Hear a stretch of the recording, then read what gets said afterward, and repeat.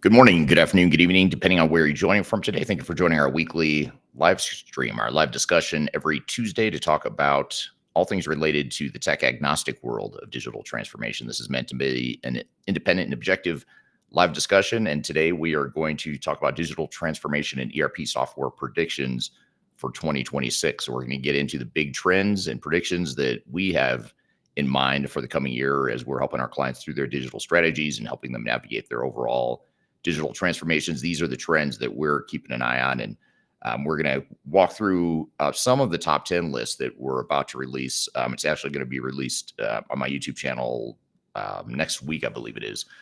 Will be my official top 10 predictions for 2026. That video is in production or in editing now. It'll be out shortly. But in the meantime, I thought I'd unpack some of those trends and predictions here in more detail with you all, give you a preview of that top 10 list, and also see what you think some of the big trends and predictions are, or see which ones you disagree with, what you might add to the list, what you might add to the conversation. So I'd love to hear from you here today, wherever you're joining from.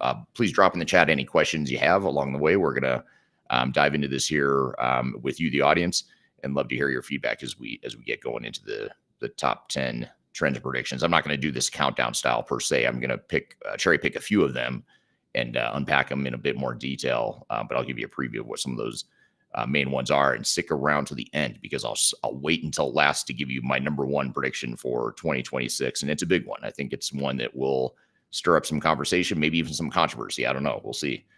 So stick around to the end of the conversation because we'll get to my number one prediction for 2026. But in the meantime, I am checking the stream here, the chat from all the platforms we're streaming to. Thank you for joining from YouTube, LinkedIn, Facebook, X, or TikTok, depending on where you're joining from today. Thanks for being here. So any questions you have, drop them in the chat. And in fact, I'd love to hear from you right now. What city and country are you joining from? That gives me some context of what you might be seeing that's different, that might be somewhat geographic dependent. Or we might see some commonalities across these different regions that we're all from. So drop in the chat if you don't mind what city and country you're joining from today. I'd love to hear from you. And thanks again for being here. So top 10 technology and ERP predictions for 2026. This is what we're gonna dive into here today. And I'm just gonna jump right in and start the conversation with a few of them. And again, I'm not gonna go in any particular type of order here other than saving the best for last, which would be the number one for next year. So I'm gonna cover a couple of them that I think are maybe a little more innocuous just to get started, and then I'll get into some of the meatier ones as we get going here today. But the first thing I want to talk about is something that we're seeing in the tech space right now, and I think we'll continue to see this in 2026, is that organizational change management will continue to become more of a boardroom issue. So we are finally seeing organizational change management as a discipline, as a field, as a function, and as a strategy. We're finally seeing that get the credit and the due it deserves in the digital transformation space. I mean, 5 or 10 years ago, it was like pulling teeth trying to get people to understand the importance of change management, the importance of focusing on the human aspect of adoption and enablement of technology and actually using technology to deliver business value. And I think companies are finally recognizing, I suppose it's better late than never. It used to drive me crazy that it was so hard to convince companies to focus on change management. But I think at least at a high level or conceptually, executives and boardroom types of people finally are understanding that change management is critical to success. Now, the one thing that we haven't seen is we haven't seen organizations follow that understanding with the proper budgeting and focus in a project. So in other words, on the surface, yes, people are saying change management is important. That will be a key to success, if not the key to success. But there's not a lot of substance behind that in terms of understanding what that means or how to execute on that. And in other words, what we're also seeing is that companies are still investing an overwhelming amount of their budget and time and putting the risk into more of the technology stream. So we're still seeing companies with what I would consider way too much of a heavy focus on technology and still not nearly enough investment in change management. But people are at least paying change management lip service, which I suppose is a start. It doesn't solve the problem entirely, but just creating that awareness, I suppose, is a first step in improving this aspect of what I consider to be a pretty big problem in the digital transformation space. When you have an entire industry that was built around technology and supporting and promoting technology, it's very difficult to cut through that noise and say, hey, time out. Let's focus a little less on technology and all the cool, sexy stuff like AI and predictive analytics and Internet of Things, all these trends that we've been seeing over the last few years. It's hard to cut through that noise and see past the hype and the tech trends and look to the heart of what's really going to make any of those projects successful. And that is and always has been change management. Nothing's changed here. This isn't anything new. This is, I mean, my top 10 predictions back in 2010 were saying the same thing, which is change management will continue to be a critical success factor in the coming year. And, you know, I think, like I said, the good news is people are starting to recognize it. But I don't see, in mass at least, organizations following that up with the right focus, the right prioritization of activities and budget and attention, all that stuff. I still don't see it from most companies, at least not intuitively. So that's a big challenge I think we've got to overcome here as an industry. So I want to say hello to some of the audience here. Thank you for chiming in and where you're joining from today. Darian on LinkedIn says good morning. Thank you for being here, Darian. Scott on LinkedIn joining from Austin, Texas. Thank you for being here. We've got Sandra joining on LinkedIn from Chicago. And we also have Fahad, who is also on LinkedIn joining from Chicago. So thank you for being here today. And I already got a question from the audience that we'll just dive right into. And that is from Paul on LinkedIn. Paul says, how do I lead a transformation when the team is working on the technology is outside my jurisdiction?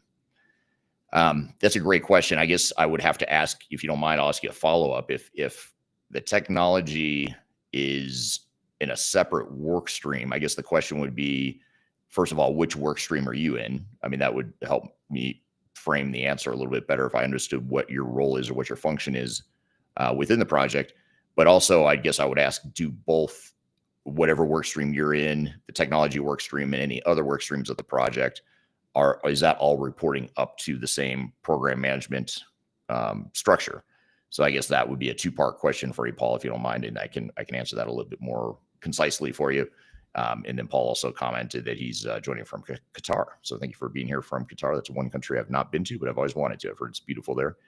So thanks for joining all the way from there. And then Anil joining from India says, good morning. Hello, Anil. Good to see you. Thank you for being here today. So I'll follow up with you on Paul once I get a little more intel from you, a little bit more context. But in the meantime, let's dive into another trend we're seeing. And actually, as I'm getting into this next trend, I'd love to hear from you, the audience, what your thoughts are on change management. Are you seeing anything differently? Are you seeing a more intentional, deliberate, and prioritized focus on change management? Or are you seeing underinvestment in change management still? Or have you seen it, starting to shift here in recent years? I'd love to hear just your overall feedback on where you see change management headed in the world of digital transformation, and whether or not you think organizations are finally starting to get it. And perhaps you're an organization that does get it. And if you are, I'd love to hear from you what your thoughts are on change management. What's going on there? Why do we still not recognize the need to invest heavily in that area? So that's one prediction. Now let's pull up a couple more here that I've got for my list. And by the way, that particular one, if you're interested, organizational change management becomes a boardroom issue. That was number 7 on my top 10 list, just to give you some context of where it falls there in the top 10.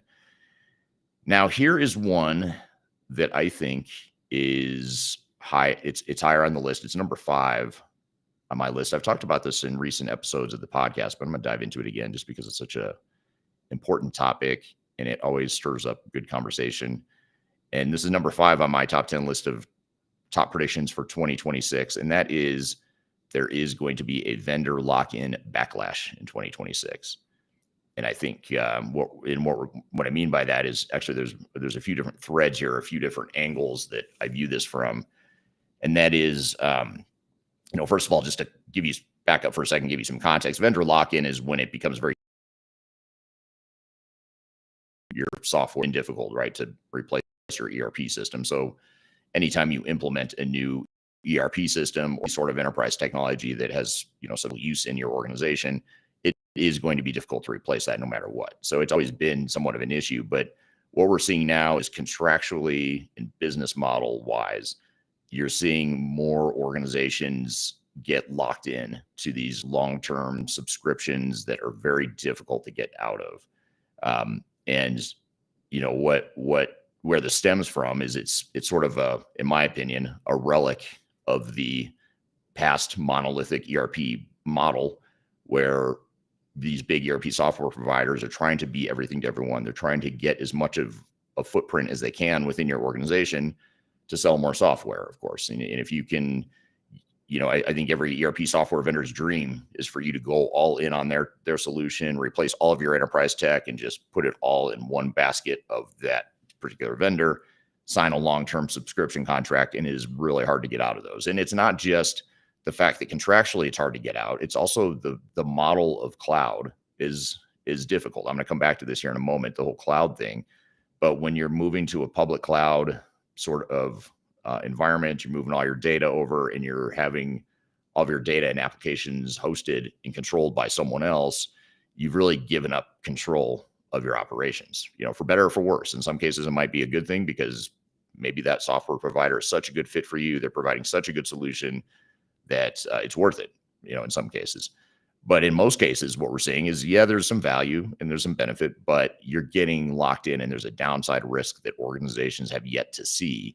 And I think in the next year, 2 years, you're going to start to see the pushback in the sort of the whipsaw effect. I think you're going to see a backlash away from cloud, especially, when you combine the aspects of giving up control, the contractual terms that sort of lock you in longer term, the high costs. I mean, these cloud subscriptions are super high cost. And what it does is it gives the vendors the pricing levers, a sort of pricing leverage that they never had before. Before, if they raise their price on maintenance or if they raise their prices on on-premise licenses, I almost forgot the word licenses. I'm so used to saying subscriptions now. I forgot what we called it before. We called them licenses when you buy it on-prem. Before, if they raise the price, you just go find a different provider. And, it wasn't a huge deal. It was still a heartache. It was still chaotic and, disruptive to the business to some degree, but not like it is now. But now you get locked into these contracts and they can raise the prices however they want. And you're starting to see some backlash, like in Microsoft recently. There was a study that came out that showed that they, on average, had raised their subscription prices for D365 somewhere between 10 and 20% year over year. And you were starting to see customers that were getting pissed off about it. And what I worry about too, and this is actually my bigger fear, isn't just the fact that they have all the leverage and the pricing leverage. It's the fact that if you don't pay your bill, like, let's just get back to the basics here. For some reason, you don't pay your cloud subscription bill. Let's just say you go through some economic hard times. You have a rough quarter. Your company loses money. Maybe you're laying people off. It's just a hard time for you. Every organization goes through this at times. And let's just say you decide you're going to stretch out your accounts payable, just like most companies will do. They'll push out the payment terms, or they'll try to, float cash better or whatever, because they're in financial distress. Now, if you don't pay your software vendor, they cut off access, and which means you can't run your business. And to me, to have any outside third party with that sort of control or influence over your business is just not at all acceptable, in my opinion. So I'm fascinated by the fact that so many organizations are okay with that. Now, you could say, well, Eric, just pay your bills and everything's fine. But the reality is there is going to be a company at some point. It's going to be a big company too. I don't know when or how this will happen, but there will be a big company at some point in the near future that doesn't pay their bills. They don't, they get into financial distress. They can't pay their bills. Cloud vendor won't stretch out payment terms, whatever, cuts off access to the system, and it's going to create a major issue for that client. Now, I don't know if legal action or if there'll be lawsuits that ensue from that sort of thing or not. I'm not a lawyer, so I couldn't tell you, but I wouldn't be surprised if there were legal implications to that as well. So I think this vendor lock-in thing is a really big deal. It's something that's, it's not fun to talk about. Certainly doesn't help sell software. So if you're a software vendor, I hate to bring out the elephant in the room, but that's our job as independent tech agnostic advisors, is to bring out the elephants in the room. And this is a big one. I can't wait. I mean, I don't want to say I want disaster to ensue, but I can't wait to see how it unfolds, because I think it'll be a wake-up call for a lot of organizations to pull their head out of the clouds, so to speak, pardon the pun, pull their head out of the clouds and get back to running their business and take control of the business, and stop letting the big tech companies dictate to you how and when you move to the cloud, or how much you're going to pay for these cloud subscriptions, all that stuff. I think there's going to be a pretty big backlash there. But more importantly, what do you think? I'd love to hear your feedback. Am I overreacting to this vendor backlash thing, the vendor lock-in and the backlash that I think is going to ensue? I'd love to hear your feedback here. I want to say hello to Jose on LinkedIn, joining from Brazil. Thank you for being here. Another country I've never been to, but really want to go to. And Jose says he's an economist and a data analyst. So you are clearly much smarter than me. I feel a little intimidated, but any feedback you have or predictions you have from a economic perspective might be super interesting, Jose, if you don't mind me putting you on the spot. And as a data analyst, that's a pretty interesting combo, the economics and data analyst. I think that's a really cool, neat combo you have going there with your background. So thank you for being here. And then Paul clarified on LinkedIn, he clarified that he is a project manager, but the technology is outside his jurisdiction. I think that's a problem. I would focus on changing that, because if you're the project manager of the overall project, technology should report up to the PMO or to the project manager. Now, if you're a project manager for one work stream that's maybe running in parallel with technology, then I'd say that should all be reporting up to the same PMO that keeps an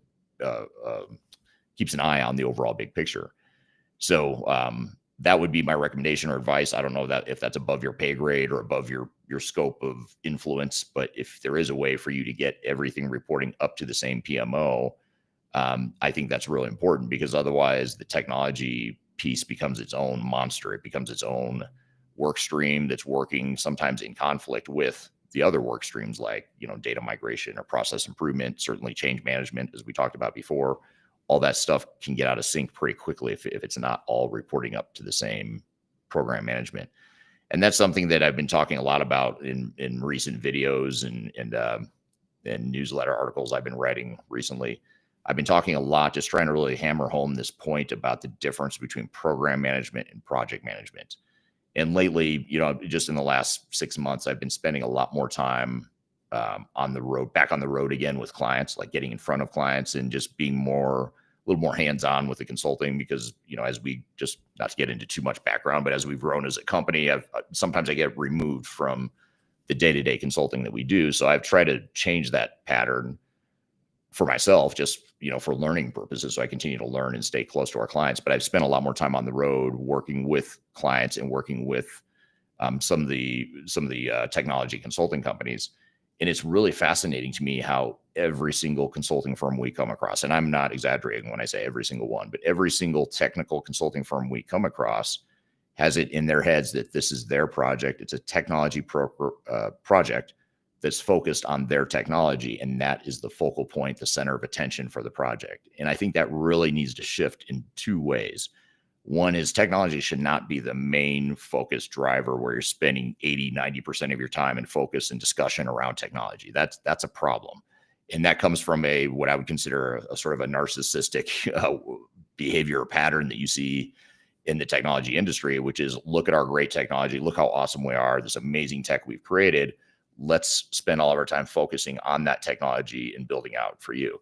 And on the surface, you think, well, of course you're going to do that, because that's what you want, right? You want technology to modernize your tech stack or whatever it is. That's fine. That can be a part of it. But to focus that much time and attention on technology distracts from the things that really matter the most. And that is the change management, the process improvement, basically anything other than the software itself. Software itself has a role. It is important, but it's not nearly as important as most technology consultants think it is. And so when you're working with these technology consultants, one thing to recognize is they have their project management of one work stream within an overall program. And I think it's important to put technology in its place. And I hate to say it this bluntly, but technology needs to be put in a box, and it needs to be isolated in some ways, if that makes sense. It's more not isolating it from other work streams, but you need to contain it and say it's one work stream and it reports up to an overall program management. Your tech consultant might have a project manager for that work stream, but they're not the project manager for the overall project. And I think that's a really important distinction, because the minute you say my system integrator or my tech consulting implementation partner, the minute you say they are the project manager, you've just given them the keys to the kingdom in terms of just pushing technology and cramming technology down everyone's throat, versus putting it in the hands of a true PMO that looks at the overall big picture of the overall transformation. So that would be my little rant, my little soapbox around the difference between project management versus program management. I've put out a few videos on this thread here just recently in recent months. So if you follow me on YouTube, you may have seen some of those videos. But understanding that difference between project management, program management, and putting tech project management in its place, in its box, in a project org chart is really important. So I hope that helps, Paul. And if you've got follow-up questions, I'm happy to dive into it in more detail as well. Let's see, getting back to,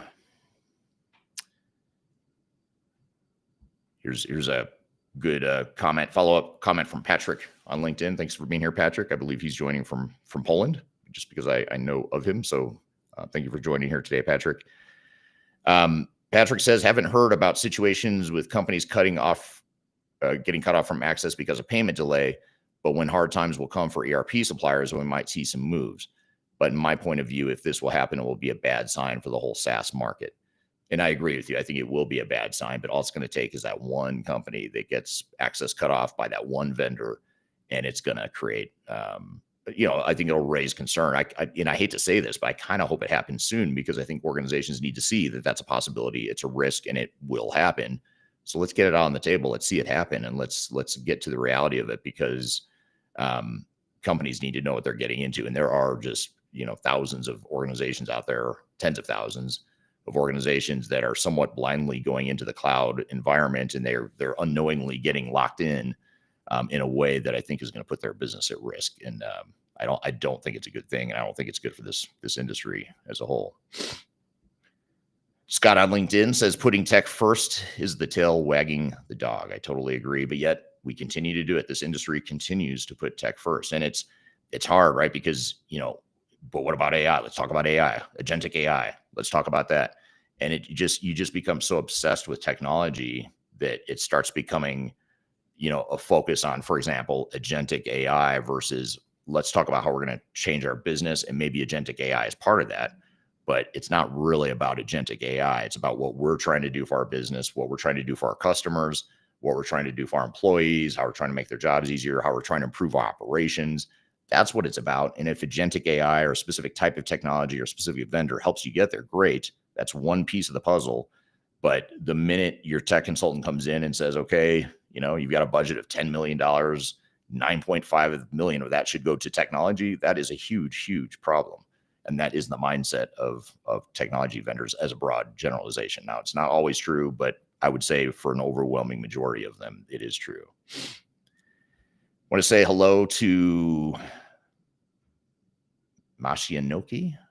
I'm 90% sure I butchered your name. I apologize for that. Joining from LinkedIn from South Africa. So thank you for being here today. Beautiful country. Johannesburg, Cape Town. Those are some of my favorite places that I've ever visited. So thank you for being here today. So love to hear your thoughts on this vendor lock-in. That was number 5 on my list of top 10 predictions for 2026. And again, if you're just joining, diving into some of the top 10 predictions from the enterprise tech space that I've got for 2026. And love to hear your feedback. I'm not doing this in a countdown format, although I do have a video coming out in the next few days that actually provides a countdown of this top 10. But I'm sharing with you just some of the highlights from the top 10 list and diving in a bit more detail. But again, love to hear your feedback on what you would add to the list or maybe change about the list I've got so far. So I talked about vendor lock-in, and this next one I'm going to cover is somewhat related, and I touched on it a little bit. This is actually number 6 on the list. So vendor lock-in backlash was number 5. This one is ranked just below that at number 6. This is shifting from cloud first to cloud smart, and it's somewhat related to the vendor lock-in issue that I just mentioned. But I think organizations they're starting to wise up. We're starting to see some of the early signs of this. And I would say we could thank SAP, we could thank Microsoft and other big tech vendors for maybe pushing the boundary a bit too much on the whole cloud first mentality. And I think that's what's causing a bit of a backlash, and it's causing people to start to recognize that there's some real risk here by going cloud first. And what I mean by that is, first of all, cloud's not going anywhere. Cloud is an amazing delivery model, and it's a pretty cool advancement that's happened in the last couple of decades. One of the cooler advancements that's really stuck. It does provide an ease of technology deployment that we didn't have in the past. But again, technology deployment is just one minor piece of an overall transformation. So technology is getting a bit easier in some ways to deploy, but adoption of that technology within our operations and our organization is actually getting a lot harder. So I would say the net impact that we're seeing from the cloud is actually negative in terms of it taking longer and costing more money to deploy this technology, largely because of the adoption issues that it creates. And the reason for that is because cloud systems are by definition less flexible than on-prem. For better or for worse, with your on-prem systems, you could do whatever you wanted with that technology. You could customize the hell out of it. You could integrate it to other systems. You could break it if you wanted. You could do whatever you wanted with that technology because it was yours. But now the technology is not yours. You're essentially leasing it or licensing it from a third party that controls what that functionality is going to look like long term. And sometimes you aren't even going to know that that functionality is going to change in the long term. But forget about the long term. Let's just talk about the deployment of the technology. When you move to these public cloud environments, which are essentially multi-tenant, meaning that you've got multiple companies using the same software, built the same way, it severely limits your ability to change that. Because if you think about something like, when you go to Google or Gmail, if you use Gmail, you're using a cloud email provider, and email is a pretty simple process, right? But if you did want to change something in your email look and feel, you can't really do that because it looks the same for everyone. Everyone that uses Gmail has pretty much the same look. Now you can move buttons around, you can hide buttons here and there, but mostly, for the most part, the functionality is what it is. It's not going to change. The way you use Gmail looks a lot like, if not identical to how I use it. And that's essentially how ERP systems are in the cloud. Now, there is a bit more flexibility in terms of configuration and that sort of thing, that you can do some personalization of that software. But largely speaking, it's going to be set a certain way or deployed a certain way and used a certain way. Now, again, not a bad thing so far, but where it does become a bad thing is when you look at your operations and how different your operations are than the way that cloud software works. And I'm not even here to say it's right or wrong or better or worse. I'm just saying it's different. The way your organization works right now is a lot different than any cloud system that you might think about deploying. And that journey, that gap between where you are today and what you need to get to operationally and organizationally to use that software has now increased. We've increased that gap. That chasm between current state, future state is growing. It's continuing to grow as technology advances faster and faster. So that chasm is only getting wider, which means it's getting harder for companies to deploy technologies as time goes by, which means it's costing more, it's taking more time, and it's introducing more and more risk to organizations. So that's the unsexy part of this industry that's not cool to talk about. I know it's not nearly as fun to talk about as how, the fun stuff like agentic AI and how amazing it is and how it's so easy to use, and people can just use conversational AI to interact with their ERP system. That's all cool. That's great. That's awesome. But what's happening in reality, boots on the ground, is companies are having trouble adjusting to that because it's such a big change for them. And the fact that it's in the cloud makes it even worse because there's so much limited flexibility with cloud. Now, here's where I get really triggered and frustrated by this cloud movement, is when you combine the cloud movement with the arrogance and the hubris of the big tech providers. And what I mean by that is you look at a company like SAP. I'm going to pick on them because they're the easiest one to pick on because they give me a lot of material to work with. I have a lot to work with when it comes to picking on SAP. And it's all self-inflicted, by the way. These are the things that SAP is doing that's creating these problems. But one thing that SAP does is they say, well, we have best practices. We have industry best practices. We have this RISE program that bundles all of your cloud subscriptions and the technology and the deployment all in one contract to make it so easy for you to move to the cloud. And this is the worst part, is in addition to that, all you need to do is go clean core. They've got this concept called clean core. Just get rid of your customizations, get rid of the data in many cases that you had in your legacy system.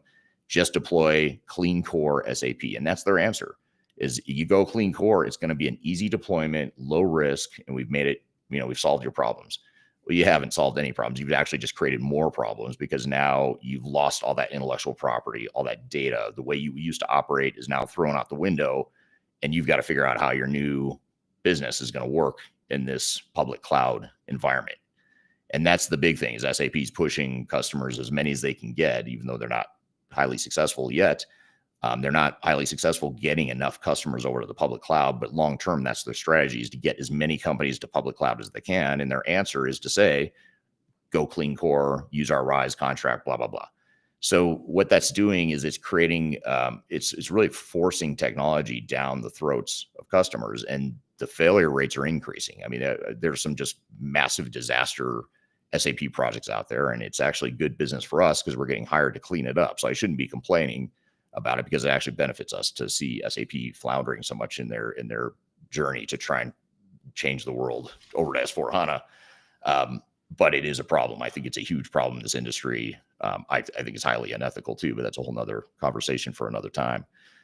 So the cloud first to cloud smart, I think, is something that we just need to be aware of. Cloud is not always the right answer. It's okay to be on-prem. I don't understand why on-premise has such a bad, outdated perception, when in reality, on-prem, you love it or hate it, it does provide a competitive advantage, or it can provide a competitive advantage that makes it hard to replicate. So what we're doing now as a society and as an enterprise tech space is we're basically saying we're all the same. We should all be using the same technology. And my question is, what does that do to competitive advantage?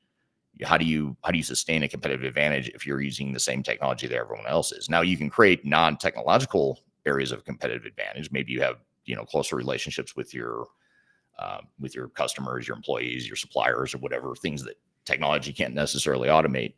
But it's still, if you look at all the companies in the world that have built massive, successful companies by using technology, they didn't do it by deploying SAP. They didn't do it by deploying a really cool ERP system.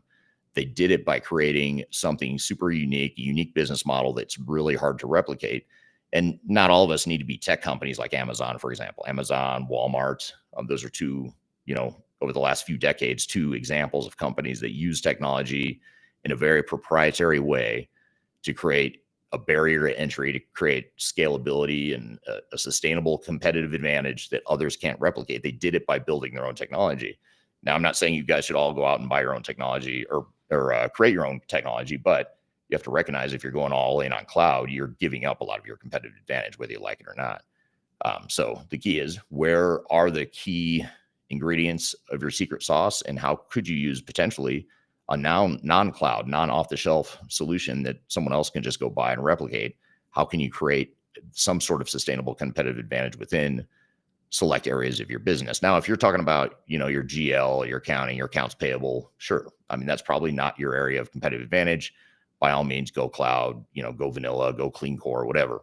But when it comes to your business, your operations, your customer relationships, the way you design and build products better than anyone else can, whatever it is, you want to look at technology smartly to say, how can we invest in that to make it more, more unique to us and more of a competitive advantage? But let me know your thoughts on cloud, because I know it seems to be a trigger for people. Not so much lately, but like 5 years ago when I'd say this, people thought I was crazy. And some of you may still think I'm crazy, and that's okay.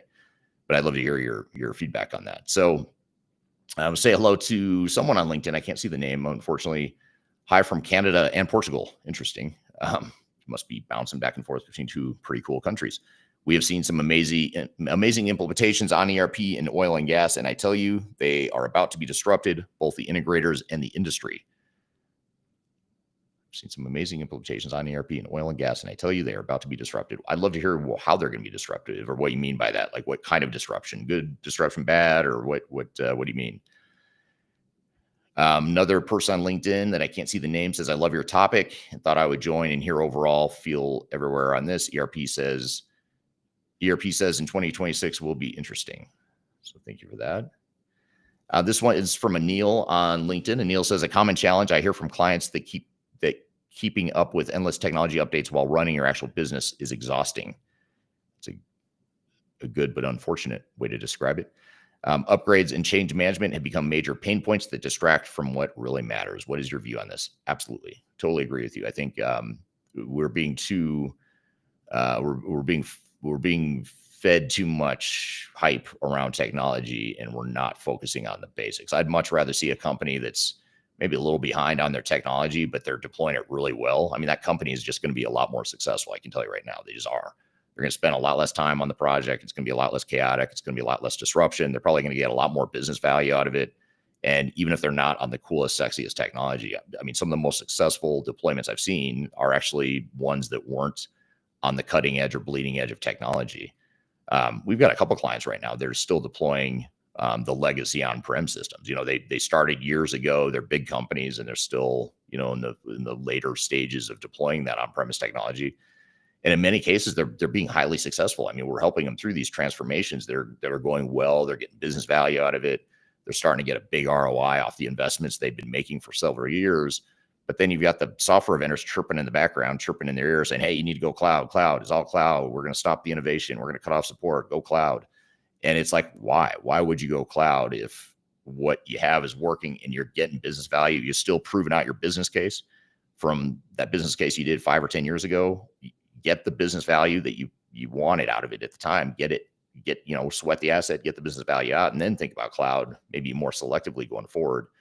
But it's amazing to me. You listen to some of these clients, these CIOs talk at big companies, by the way. These aren't like small companies that you could imagine get bullied around by a bigger company. These are big companies that are big customers, even for an SAP or an Oracle.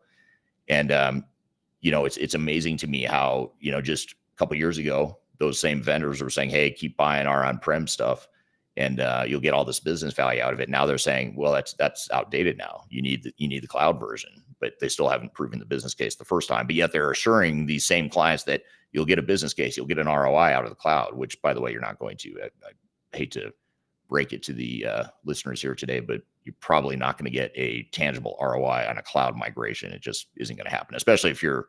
And let me paraphrase or caveat that with, if you're using a semi-modern on-premise ERP system, like say you're using SAP ECC, or maybe you're using Oracle EBS, to move to S/4HANA or to Oracle Fusion, it's going to be really hard to prove out a reliable business case for that. Unfortunately, it's going to be something non-tangible and non-quantifiable that would justify that migration to the cloud in most cases. So thank you for that point, that comment there, Anil. Craig on LinkedIn says, "Just came from a clean core S4 HANA project." Thank you for sharing that, Craig. I'd love to hear how it went. Did it go well? What did you think of clean core? How did you navigate some of the challenges? There's a lot. I should just pull you on camera and just start interviewing you. That'd be kind of cool.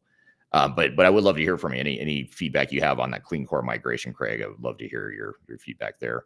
Someone on LinkedIn, again, apologies, some of the names aren't coming through for some reason, but someone on LinkedIn says, "Hello from Belgium. Thank you for being here." And then Darian on LinkedIn says, "In your view, what's the biggest misunderstanding executives have about AI's role in transformation?" Well, I think the biggest misunderstanding is that you have to replace your core ERP system to get AI. And here's another dirty secret that the vendors don't want you to know.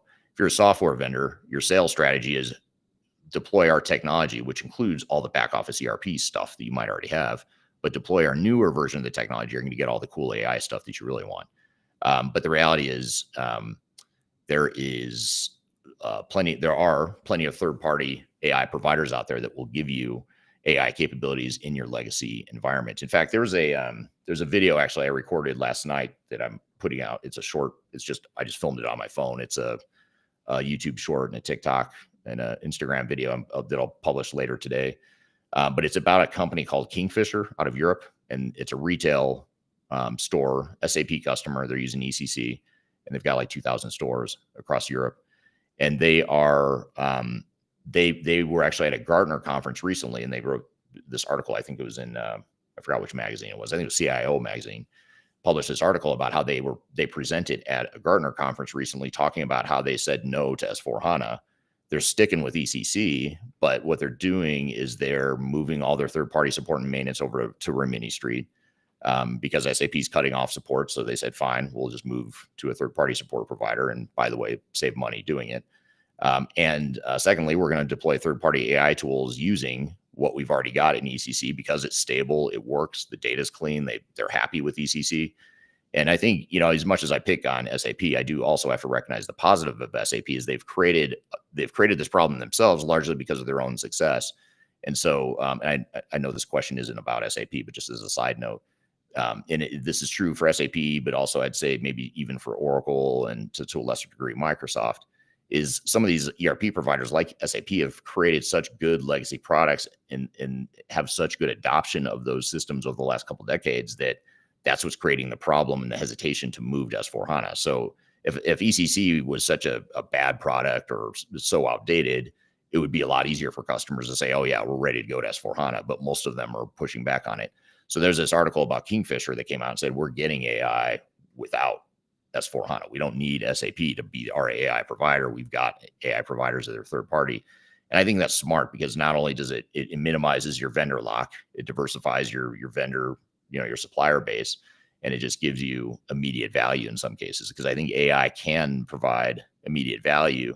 The only problem is companies in many cases don't have the right systems or data in place to get it. But having the right systems and data in place doesn't mean necessarily that you need the newest, most modern systems. It just means you have to have clean data. You have to have a relatively newer type of technology. You don't need to be, cloud, all in on the cloud or in a SaaS environment to get AI capabilities. You can do that with third party providers. And that's why there are so many third party AI and integration tools out there that are doing really well. Like, you look at Snowflake or Palantir, Rapid, Databricks, some of those companies that are somewhat agnostic, they're meant to tie together multiple legacy environments or more modern cloud-based environments as well. This is from D on YouTube. D Austonian says, the cutting edge is one thing, to be the point of the sword makes you the entry to everything that's dinged, chipped, and stained. It's an interesting analogy. I had not heard that before, but that's a very good analogy, and I agree with you there. All right, so I'm going to dive into another one here. I'll try to get to two more. I'll get to one more, and then I'll save you the number one prediction here for last. I guess the one I'll talk about here is composable ERP. What I think is happening now, and we'll continue to see this trend accelerate in 2026, is that composable ERP will become the norm, and that'll become the standard for buyers. Now, whether or not software vendors go along, I guess it's to be determined which ones will play along or go down this path. But I think the more overwhelming or the more popular trend will be composable ERP. I think that's going to be the future. The monolithic single one size fits all ERP system, I think those days are done. I think we've sort of run the course on that, and we tried it. It was great while it lasted, but I think it's time for the industry to move on, because the monolithic model, especially when you combine it with the cloud first sort of mentality, going all in on the cloud, it's just, there's too many weaknesses to that model. It's too outdated. It's too inflexible. And I think it gives companies, it's creating too much pain for companies. So if anything, composable ERP is going to pick up more traction simply because it's easier. It's a path of least resistance in many cases to deploy multiple technologies that serve different needs. And I think back to the point about creating a sustainable competitive advantage, I think the way you can do that and still be cloud focused is with a composable ERP environment. So in other words, having multiple systems that do different things differently and then tying those systems together. Now, it does create a certain amount of technical complexity because obviously you've got multiple systems you've got to manage, you've got multiple data sets, potentially you've got to figure out how to integrate those systems. Those are all real risks, right? That is part of the trade-off. But the reason things are different now, in my opinion, is that the integration and the platform as a service tools that are out now are so much more powerful than they ever have been, to where now it makes it a lot more feasible to integrate different systems. And that's why companies like Boomi and MuleSoft are doing really well right now, is they are providing these integration tools that are sort of like middleware on steroids. Middleware from 20 years ago, it's nothing new, but middleware is a pain in the ass to manage. You had to be pretty deep technologically, and you had to build the APIs, and it just created a lot of technical complexity that a lot of companies didn't want to deal with. But now with Boomi, you can manage things a little bit more easily. And now you've got an off-the-shelf solution with connectors pre-built for different systems that just make integration easier to plug and play. I'm oversimplifying. It's not quite that easy, but it's not nearly as risky technologically as it used to be years ago. So I think that's why composable ERP is going to continue to pick up steam. and the fact that, again, the cloud combined with ERP provides almost like the worst of both worlds. Cloud being inflexible, ERP being, trying to be one answer for everyone, or one size fits all. Those two things combined is almost too much for organizations to try and consume.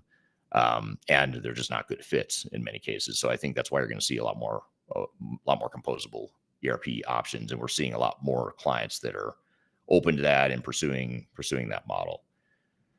But what about you? What do you think? Composable ERP? You think that's a real thing? Do you think it's really going to happen? Am I full of it? Let me know. I'd love to hear in the comments here. Jose on LinkedIn says, what can you tell us about SAP's ERP system in relation to the topic at hand?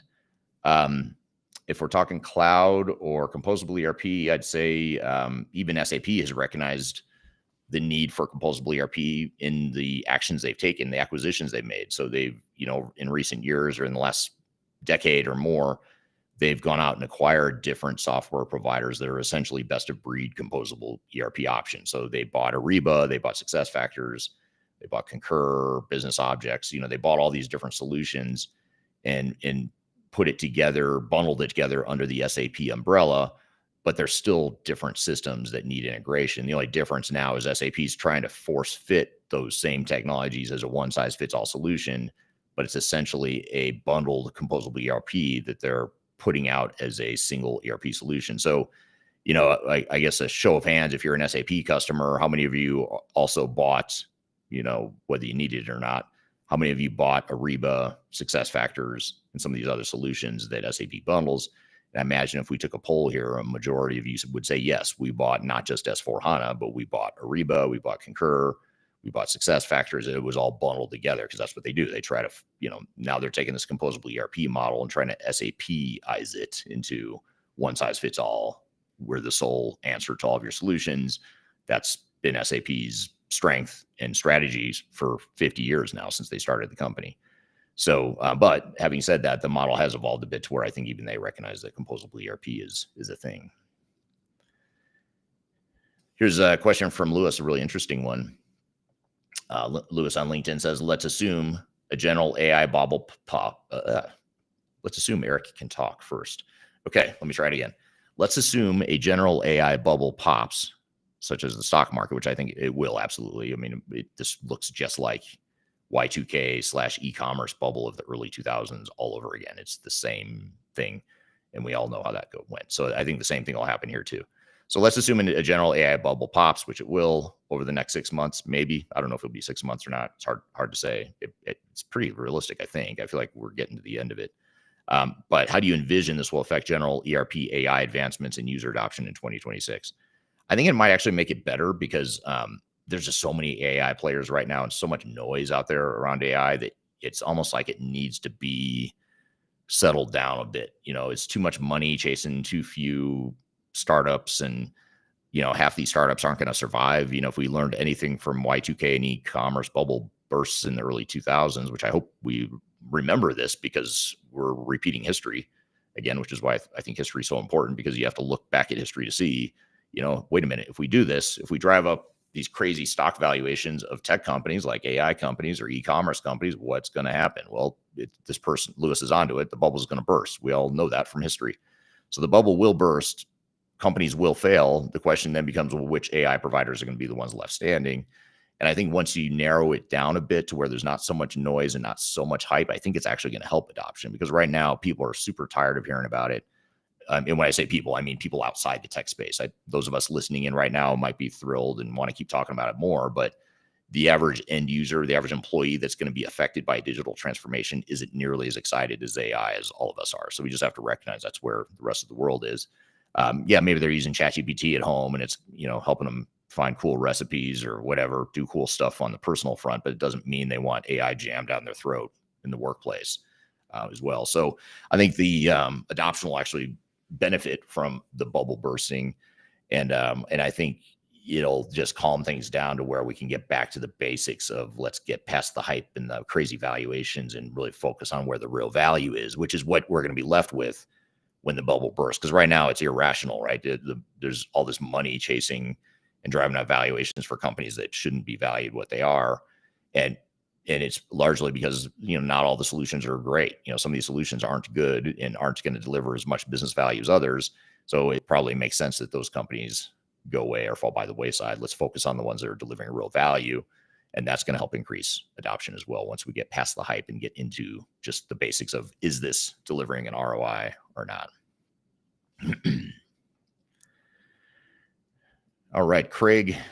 Craig says Odoo, question mark. Yes, Odoo is an option. That's actually one of our, I think we have it as one of our top 10 enterprise technologies for 2026. And that's a video we just released a couple of weeks ago on my YouTube channel, if you want to check that out too. Jose says, thanks. You're welcome. Of course, thanks for the great questions, Jose and audience here. Now I want to get back to the number one prediction I have for next year, because I promised you I'd get to it. So far I've covered just 3 or 4 of the top 10. There's a lot here we haven't covered. I'll just rattle them off for you, just so you know what some of them are. Some of the things we didn't cover before I get to number one. I didn't cover the number 10 one, which is the rise of the independent talent and consulting market. I do think, and it may sound self-serving, and it is self-serving, but I do think, even setting that aside objectively, that the independent talent, staffing, and general consulting market is going to become more and more important. And I've thought this for a long time. I mean, I've thought this since I started my first tech agnostic company in 2005. I've thought there was a need for more tech agnostic objective consulting and advisory services. But we're finally starting to see a lot of those companies pop up. And I used to be threatened by it. I used to feel threatened if someone else started a tech agnostic company like Third Stage Consulting. But what I found is that actually I like it now, because it's it's becoming a legitimate niche in the market. Like when I started Panorama in 2005, people thought I was crazy. And again, to be clear, a lot of people still think I'm crazy, but they really thought I was crazy in 2005 because the independent tech agnostic consulting space, it wasn't a thing and it wasn't believable. Like, people didn't believe me when I said I was tech agnostic. They said, you can't be. That's just not how the industry works. So who are you really in bed with, or who are you really affiliated with? And of course, the answer was always no one. But now it's become a legitimate, I think by having more competition, more fragmentation, more independent tech advisors out there, it's still a minority of the market. An overwhelming majority of the ERP and tech space is biased, right? 90, 95% or whatever it is going to be, pro whatever vendor they represent or they focus on. But you're starting to see more and more tech agnostic companies like Third Stage Consulting that are providing those services. So I think that that independence, the tech agnostic view, is going to increase dramatically, not just because I think it's a cool business model, but because customers need it and they want it, and they don't trust software vendors. The level of trust that companies don't have for the big providers like SAP, Oracle, Microsoft, Deloitte, Accenture, all these big incumbents that have been dominating this market for decades now, there's such a high degree of distrust there that's actually what we're selling. And I tell our team this at Third Stage all the time. What we're really selling here is trust. We're selling trust and confidence that we're going to do what's right for you, not necessarily what's right for the vendors. And we don't really care about the vendors. We don't care about technology and, whether or not they make a big deal and, extend the footprint of their technology. We don't care about that. All we care about is the client getting what they need out of their investments. And as crazily simple as that sounds, or it sounds like such a no-brainer, it's actually very uncommon still in the market, but it's becoming more and more common. So I think that tech agnostic, that independence is going to become more and more of a trend here. So that's one that we didn't get to. One important one that I actually had hoped to get to today was number 8 on the list, and that is legal and regulatory tech risks rise. And I should just talk about it for a second, but keep an eye on lawsuits in the enterprise tech space, because they are increasing, and not just lawsuits like customers that fail in their implementations. There are more and more lawsuits happening there. But the real interesting ones are the big regulatory bodies throughout the world, like the EU in particular. Watch the EU and what they're doing, because they're going after SAP now on the third-party support market. They're investigating them for potential antitrust behavior. And this is something that I think has been a long time coming, and I'm glad to see it. Even if EU's not successful, even if they settle the case or they drop the charges, which they may, I think it's really good, because it's bringing to the attention of enterprise buyers that there is monopolistic and unethical behavior happening in this space, and you just need to be aware of it. Like, know what you're dealing with and know what the landscape is, because the EU is digging deep into this whole third party maintenance and support thing. So they're investigating whether or not SAP um, is acting in antitrust, anti-competitive kind of ways by limiting customers' ability to use third-party support options. So imagine you buy a car and the dealer forces you to go to their dealership to get oil change. You can't go to Grease Monkey or to Jiffy Lube or to, whatever chain of oil change providers you have out there. You can't go. It's illegal. They won't allow it. That would be illegal. That's antitrust behavior. And if that happened in the B2C space, the business to consumer space, that would have been outlawed a long time ago. But because we're in the B2B space, regulators don't seem to have the same level of empathy for big businesses getting screwed by one another. They don't have the same empathy for that as they do consumers. But if we saw just a glimpse of this behavior in the B2C space, this would have been regulated a long time ago. So good news, bad news, I suppose. The good news is this industry probably does need to be regulated because it's so out of control. The bad news is that we've invited this all ourselves by acting the way we do. We've invited regulatory scrutiny, and it's not just the EU. There's a lawsuit in the US around involving Epic Software, which is an electronic health record provider. They're being sued for, again, limiting and stifling third-party integration to their technology. And so just keep an eye on some of these lawsuits, because I think the trend is picking up pretty rapidly, the regulatory trend in the space. And I think it's actually a bad thing. I think it's a good thing in the short term, but it's a bad thing long term. We didn't need to have a bunch of regulations, but we're going to end up with it because of the way the industry acts. So keep an eye for legal and regulatory tech risks arising. That was number 8 on my list. And then without further ado, let me just jump to number 1, because I hyped it up and said I would share it with you. But the number 1 thing on my list is that ERP loses its monopoly. So not a literal monopoly. That's probably a bit hyperbole there, admittedly. ERP does not have a monopoly, but on the enterprise tech space. But I think it's sort of the utopia of the enterprise tech space that CIOs and tech buyers have aspired to for decades now, which is, that single ERP system that gives us everything we need within our tech stack, everything we need within our operations. That's that sort of utopia that we all strive for.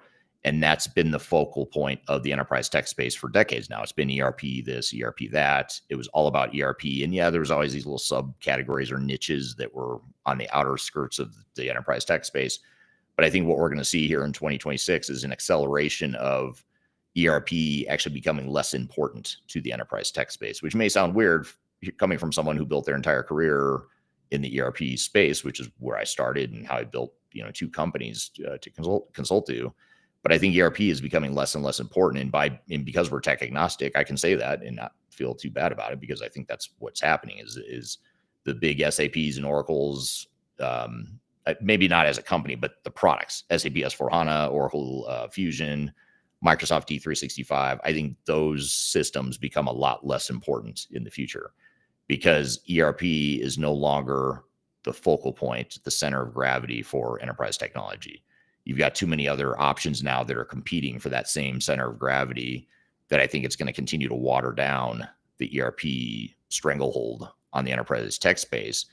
And that's why companies like Boomi, Palantir, Databricks, Snowflake, that's why some of these companies that are not ERP providers, but they provide some sort of end-to-end solution or an ability to have an end-to-end technology solution, even if it's from multiple vendors. That's why those companies are doing so well. And it goes back to some of the other trends I talked about too: composable ERP, third-party AI types of solutions, being cloud smart, not necessarily cloud first. You add up all these different trends that we've talked about, and it leads to one conclusion, in my opinion, which is ERP is going to become less important as a category in 2026 and beyond. And what's going to replace it? Well, I think it's going to get replaced by AI. Is certainly going to replace a big chunk of it. The integration and platform as a service tools like Boomi, for example, is another one. I think the ERP vendors that are best positioned to survive this transition are the ones that have built platforms, open platforms that allow and embrace the composable ERP model. So you look at like Salesforce, for example, they've got their development and integration tool that anyone can build an app within the Salesforce platform that integrates and plays nicely with Salesforce and other third-party developed tools on the Salesforce platform. So that composable ERP platform model, I think, is really picking up steam, and the companies that are on the right side of that, I think, are the ones that are going to succeed. So I think Salesforce is really well equipped to survive the transition. Even NetSuite, which sounds strange because they're like the epitome of cloud, SaaS cloud providers, because they were built in the cloud, SaaS multi-tenant back in '98. So their whole model has been built on the cloud. But despite that, they have opened up their platform to third-party developers and third-party applications, which are giving NetSuite customers more options now. So you don't have to deploy just NetSuite as it stands. You can get NetSuite along with other third-party apps that bolt onto NetSuite in the NetSuite platform. So I think NetSuite is well positioned. I think Microsoft is actually well positioned too, simply because they have so many other tools besides ERP. So they've got, they've always had SharePoint and Power BI, Power Apps.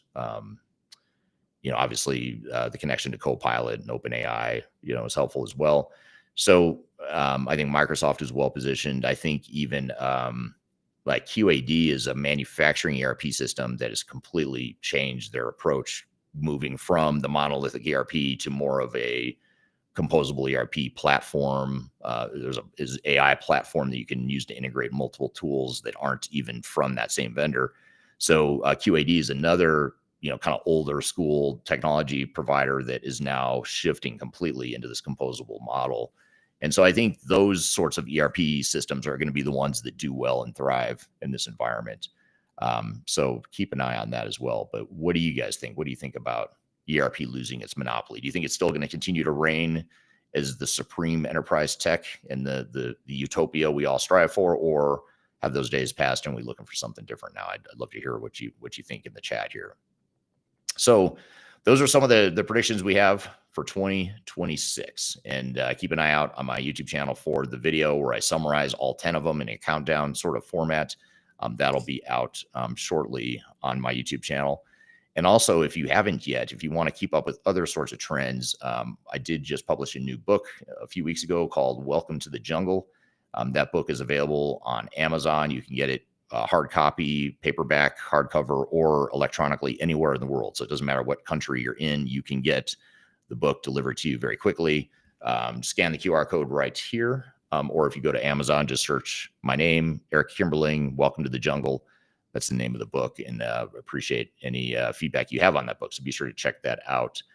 You can scan the QR code to learn more about it, read about what the book's about. But in that book, I cover a lot of trends and where I think the market is headed. And it's also meant to provide some lessons from failures too. So the book weaves in a lot of case studies of failed implementations and what they did wrong and what the successful organizations are doing differently to avoid those same sorts of challenges or failures. So thank you for joining here today. Really appreciate everyone's time. Appreciate all the great feedback and input and questions.